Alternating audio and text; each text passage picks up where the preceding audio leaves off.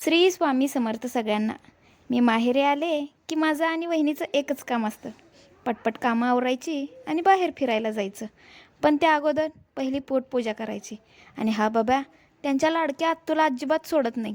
तर आज आम्ही जाणार होतो अशा एका माणसाकडे जिच्याकडे अपार माया, प्रेम, काळजी आणि भरपूर आठवणी असतात.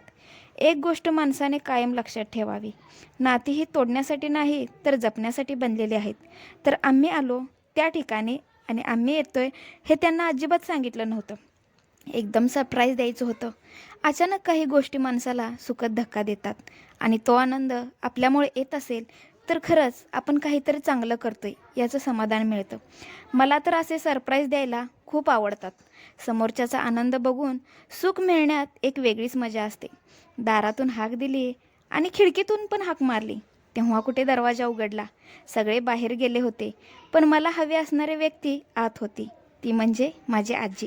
आम्हा सगळ्यांना बघून तिला विलक्षण आनंद झाला. आम्ही नातवंड आणि परतंड बघून तिला काही समजलंच नाही. अरे, मला काही कळलंच नाही. अचानक कसे आला हे तिचे प्रश्न. पण काकांना सांगितलं होतं आम्ही येणार आहे म्हणून. पण काका काकी बाहेर गेले होते आणि त्यामुळे आजीला सरप्राईज मिळालं. घरी कोणी दिवसभर नसतं म्हणून आजीला सोबतीला ही 3-4 मांजरे घरी पाळली आहेत. याचीच आजीला सोबत असते. आमची लग्न झालीत.